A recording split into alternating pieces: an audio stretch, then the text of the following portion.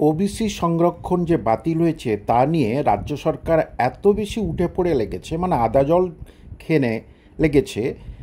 তার যদি সিকিভাগ আপনাদের 2016 এসএলএসটি স্কুল সার্ভিস মামলার ফয়সালার জন্য করতেন, তাহলে কিন্তু এতদিন ফয়সালা হয়ে যেত। দেখুন, গতকাল মঙ্গলবার হাইকোর্টে এই 77টি সম্প্রদায়কে ওবিসি তালিকাভুক্ত করেছিল পশ্চিমবঙ্গ, তাই নিয়ে স্থগিতাদেশ চেয়েছে সুপ্রিম কোর্টে গতকাল। মানে আমাদের রাজ্যের বিশিষ্ট বরিষ্ঠ আইনজীবী কপিল সিব্বাল, তিনি প্রধান বিচারপতি ডিওয়াই চন্দ্রচূড়ের কাছে গতকাল দুপুর 2টো নাগাদ এই আবেদন করেছিলেন। যে তিনি কি বলেছেন, যে এই মামলা শুনানি খুব জরুরি এবং এই মামলাকে ফেলে রাখা যাবে না।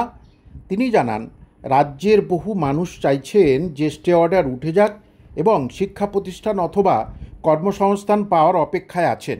এই যে কর্মসংস্থান পাওয়ার অপেক্ষায় আছেন, এটা পরিষ্কার করে তিনি ইন্ডিকেট করেছেন। কিন্তু রাজ্যের কর্মসংস্থানটা কোথায়?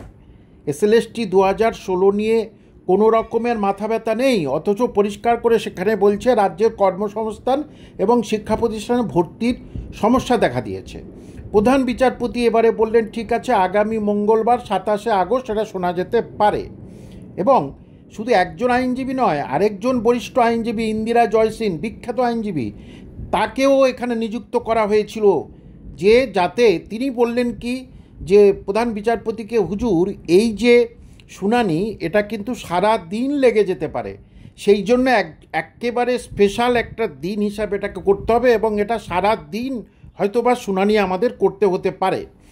তাই দেখা যাচ্ছে যে রাজ্য সরকার যেভাবে এই যে ওবিসি মামলাটাকে তোলার জন্য চেষ্টা করছে, তার যদি সামান্য পরিমাণ চেষ্টা করতেন এইরকম দুধে আইনজীবী দিয়ে, যদি বলতেন যে এসএলএসটি 2016 মামলা নিষ্পত্তি হোক, তাহলে কিন্তু আপনারা অবশ্যই খুব দ্রুত নতুন এসএলএসটির বিজ্ঞপ্তি পেতেন, এটা আমি একেবারে নিশ্চিত। কারণ স্পেশালভাবে বারবারই বলছেন যে এই মামলার শুনানি হোক, কিন্তু ওই যে মামলা, যে এখন সেটা 18 অক্টোবর পিছিয়ে গেছে, যেটা গত কাল না পরশু দিয়েছিলাম, সেই নিয়ে কিন্তু কোনো মাথা ব্যথা নেই এবং এরকম বরিষ্ঠ কোনো আইনজীবী ওইটা হয়ে সওয়াল করছে না।